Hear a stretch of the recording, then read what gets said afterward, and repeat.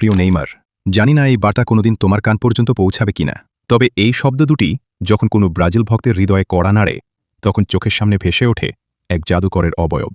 যে ছেলেটি মাঠে নামলে কোটি মানুষের মুখে হাসি ফুটত, যার পায়ের জাদু দেখতে আমরা রাত জেগে টেলিভিশনের পর্দার সামনে বসে থাকতাম, সেই ছেলেটার নামই তো তুমি, প্রিয় নেইমার।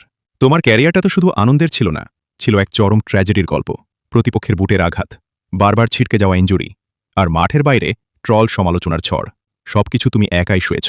কতবার তোমাকে ভাঙার চেষ্টা করা হয়েছে, কতবার মানুষ বলেছে নেইমার শেষ, কিন্তু প্রতিবার তুমি সেই ভাঙা পা নিয়েই রাজকীয়ভাবে ফিরে এসেছ। কারণ তুমি যে দমে যাওয়ার পাত্র নও। 2022 বিশ্বকাপে সেই দৃশ্যটা কি ভোলা যায়? ফোলা পা নিয়ে ব্যথায় নীল হয়েও মাঝমাঠ থেকে যেভাবে ডিফেন্স চূর্ণ করে গোলটা করেছিলে, ওটাই তো তুমি। ট্রফি হয়তো তোমার ভাগ্যলিপিতে লেখা ছিল না, কিন্তু ফুটবল বিধাতা তোমাকে ট্রফির চেয়েও বড় কিছু দিয়েছেন, তা হল মানুষের ভালোবাসা। তোমার ওই কান্না দেখে সেদিন শুধু তুমি একাই কাঁদোনি, কেঁদেছিল পুরো বিশ্বের কোটি কোটি ফুটবলপ্রেমী। আজ তোমাকে নিয়ে অনেকেই অনেক কথা বলে, কেউ বলে তোমার সময় শেষ, কেউ বলে তোমাকে ছাড়াই ব্রাজিল ভালো, কিন্তু তারা জানে না সাম্বার সেই আসল সৌন্দর্য, সেই নিখুঁত ড্রিবলিং আর মাঠে আনন্দের ফুটবল তোমার বিদায়ের সাথে সাথেই যেন হারিয়ে গেছে।